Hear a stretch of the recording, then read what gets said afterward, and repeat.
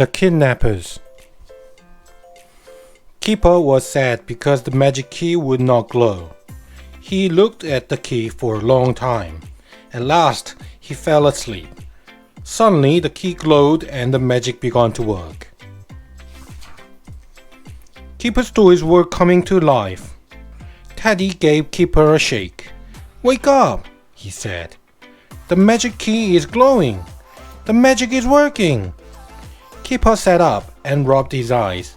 He looked at his toys. "Come on, Keeper," said Casimir. "Hurry up. It's time for a magic adventure." The toys ran to the little house. "Hurry up, Keeper," called Teddy. "Be quick, or it will be too late." Keeper could feel the magic working. It pulled him inside the magic house. The magic whisked Keeper round and round. "Oh, help!" called Keeper. "I feel different. This is a different sort of magic." The magic took them to an airport. It was a very busy airport. Casimir was excited. "Maybe we can catch a plane," he said. "Maybe we can have an exciting adventure." There were bears everywhere. They were going to Switzerland. "They're going to the teddy bears picnic," said Teddy. "They have one every year." "Maybe we can go too," said Bunbury. Keeper was not so sure. "How can we?" he asked. "Of course we can go," said Teddy. "This is a magic adventure." Keeper and his friends went on the aeroplane to Switzerland. They flew over lake and mountains. "What a beautiful place for a picnic," said Keeper. When the plane landed, everyone got off. There were lots and lots of bears. Keeper had never seen so many. They had come from all over the world. "It's going to be a big picnic," said Keeper. There was a bus at the airport. It was going to the teddy bears picnic. "Come on," said Casimir. "If we run, we can catch this bus." Keeper liked Switzerland. "It's beautiful here," said Keeper. It was fun on top of the bus. The bears waved at everyone and everyone waved back. At last, the bus arrived. Everyone got off. "I've never seen so many bears," said Keeper. "We'd better stay together in case we get lost." Keeper and his friend found a good place to sit. Suddenly, everyone shouted and cheered. A famous bear had come onto the stage. He waved at the crowd. "Welcome to the teddy bears picnic," he said. "I know him," said Keeper. "He's a very famous bear indeed. I've read all his books." Another famous bear came onto the stage. He began to tell jokes and sing funny songs. Everyone laughed and cheered. "I know that famous bear too," said Keeper. "I've seen him on TV." A famous pop group came onto the stage. They played while the bears had their picnic. "This is the best picnic I've ever been to," said Keeper. Keeper had an autograph book. He wanted some of the famous bears to sign their names. "I can show them to Biff and Chip," said Keeper. "Then they will know I have had a magic adventure." They went to find the famous bears, but there was trouble. Some nasty bears were pushing the famous bears into a car. "It's a kidnap," said Bunbury. "We must do something." The car sped away. Casimir saw a van. "Come on," he shouted. "Get in. We can follow the kidnappers in this van." Casimir drove the van as fast as he could. The car went even faster. It drove up a mountain road. "Faster! Faster!" called the Bunbury. "Don't lose them," called Teddy. The car drove through some big gates and stopped in front of a house. The famous bears were pushed inside. "It looks dangerous," said Keeper. "But we must rescue them. I have a plan." Keeper and Casimir went to the house. Keeper rang a bell. Some nasty bears came to the door. "Free honey," called Keeper. "Free honey for every bear." The nasty bears were greedy and they couldn't resist the honey. They didn't see what Teddy and Bunbury were doing. Teddy went to the car and took out the keys. Bunbury went to the back of the house and looked through a window. He saw famous bears. They were tied up. Bunbury set the famous bears free. Then they all climbed out of the window. "Come on," said Teddy. "Follow me and don't make a sound." The famous bears crept into the honey van. The nasty bears didn't see them because they were too busy eating the honey. One of the nasty bears saw that the famous bears were escaping. "They're in the honey van," he shouted. "Go after it." Casimir drove the honey van as fast as he could. The nasty bears ran after the van, but they got stuck in the honey. "Hooray!" shouted Keeper. The famous bears were pleased with Keeper and his friends. "You were very clever," they said. "Thanks to you, the teddy bear's picnic can go on." The magic key began to glow. It was time for Keeper's adventure to end. "I can't wait to tell Biff and Chip about it," he said.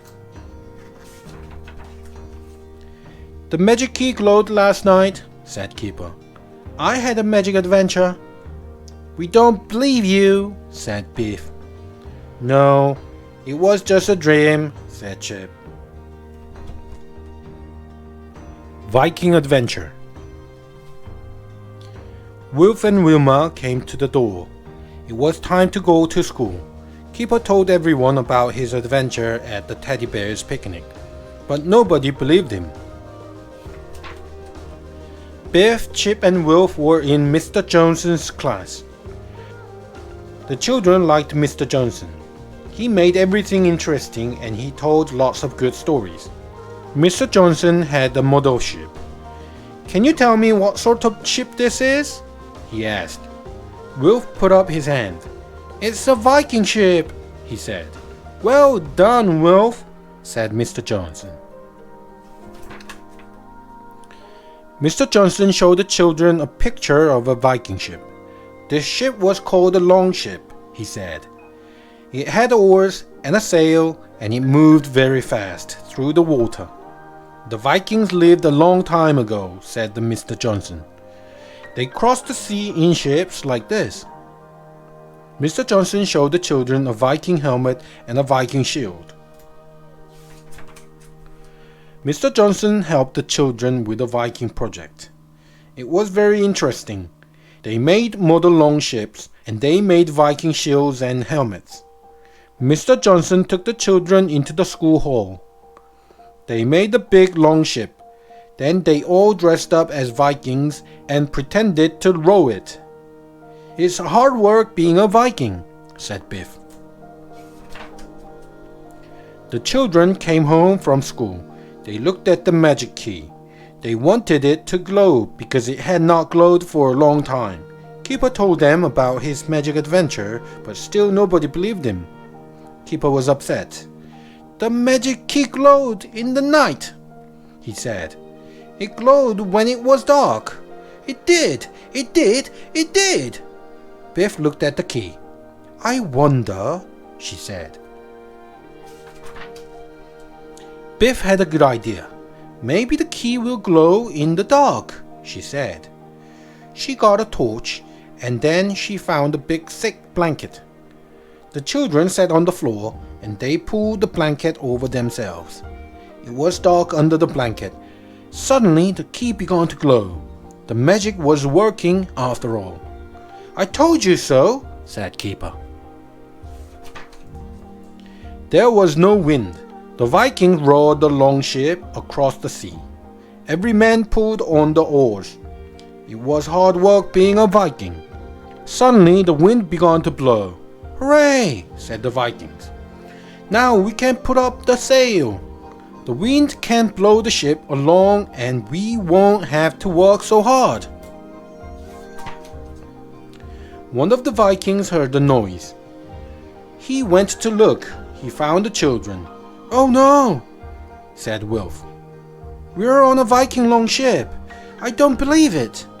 The Viking jumped back. He couldn't believe it either. He looked very fierce. "Oh dear," said Keeper. "He doesn't look pleased to see us." The Viking pushed the children to the back of the longship. "Look at all these animals," said Keeper.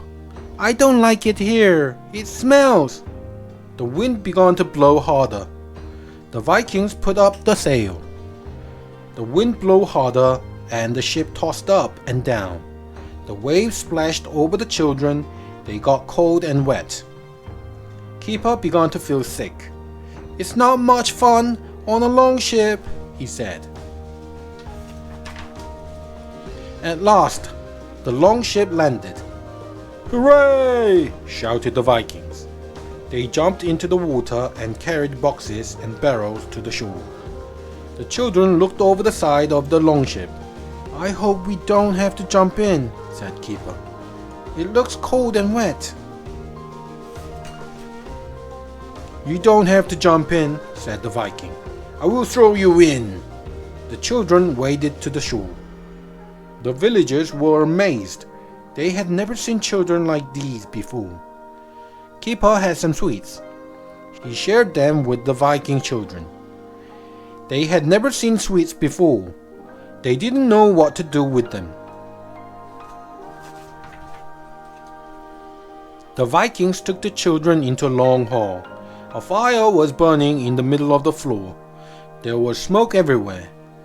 It began to get dark and soon it was time to have some food. "So this is what Vikings eat," said Wilf. As soon as it was dark, a longship sailed close to the shore. On the longship were some Viking raiders. They were going to attack the village. One of the villagers saw the longship and ran into the long hall. "Help! Help!" he called. "Raiders are landing!" The raiders looked very fierce. They ran toward the village. "They're going to attack," said Wolf. "What can we do?" "I wish the magic key would glow," said Keeper. Biff had an idea. She shone her torch. The raiders and the villagers had never seen a light like this before. They were frightened and they all fell to the ground. The raiders ran back to their longship and sailed away. "Hooray!" said the villagers. "They won't come back here in a hurry." The Vikings looked at Biff's torch. "This is a magic thing," they said. "It frightened us, but it frightened the raiders even more, and it saved our village." The villagers lit a big fire on the beach. They had a party for the children. They gave Biff a shield. "Thank you," said Biff. "It's beautiful." Biff wanted to give the torch to the Vikings, but Wilf told her not to. The magic key began to glow. It was time for the adventure to end. Biff showed the Viking shield to Mr. Johnson. "It's very good," said Mr. Johnson, "but Viking shields didn't look like this." Biff looked at Wilf and smiled. The Rainbow Machine. It was raining, but the sun was shining at the same time. The children looked up and saw a rainbow across the sky. "I wonder where the rainbow begins," asked Wilf, "and where it ends." In a place far away, there was a lorry. It was a very big lorry because on the back was a very big machine. The machine made rainbows and was called the Rainbow Machine. There are 7 colors in the rainbow. It took 7 people to look after the Rainbow Machine. They cleaned it and polished it, and they made sure it worked properly. The rainbow machine had to be ready at any time. Sometimes weeks and weeks went by and a rainbow was not needed. But when the call came, the rainbow makers had to work fast. Off they went in the lorry. While it was going along, the rainbow makers got the machine ready. Then 1, 2, 3, go! They pressed the button and the rainbow shot out of the machine. When there was a rainbow, everyone stopped to look at it. Children ran to their moms and dads and said, "What a beautiful rainbow!" Sometimes the rainbow was very bright, but sometimes it was quite pale. Often the children ran towards it. They wanted to find the end of it and play in all the colors. But of course, they never could. One of the rainbow makers was a young man called Fred. He was new and he was learning to be a rainbow maker. One day the other rainbow makers said, "Look after the lorry, Fred. It won't be long." The lorry was on a double yellow line. Fred saw a traffic warden. "Oh no," said Fred. "I must move the rainbow machine." So he climbed into the driver's cab and drove away. Fred drove the lorry along the road. "This is fun," he said. "I'd better not be too long." He wanted to turn the lorry round, so he drove into a field. Oh no, the lorry stuck in the mud. The wheels spun round and round, and the lorry sank deeper and deeper. "Now, what shall I do?" thought Fred. Suddenly, there was a door in the field. Biff and Chip came through it with Wilf, Nadim, and Anina. Biff had the magic key. A new adventure had begun. The children saw that a lorry was stuck in the field. Then they saw Fred. "Can you help me?" called Fred. "Will you push the lorry?" The children pushed, but it was no good. The lorry was too big and it was far too heavy. Suddenly it began to rain, even though the sun was shining. On the lorry, things began to buzz and flash. "Oh no," said Fred. "A rainbow is needed. This is the rainbow machine. It makes rainbows. You must all help me." The children helped Fred to pull the cover off the rainbow machine. "Wow," said Biff. "Is that where rainbows come from?" "Yes," said Fred, "but I don't know how to work the computer yet." Nadim was good with computers. He looked at the rainbow keyboard. He didn't really know what to do, but he didn't like to tell Fred. "Don't worry, I can work it," he said. "Right," said Fred. 1, 2, 3. The rainbow machine set up a rainbow. "Hooray, it's working," said Wilf. The rainbow was too bright for them to see it properly, so Fred gave everyone some dark glasses. The children looked up the rainbow they had made. It didn't look quite right. Fred called to Nadim.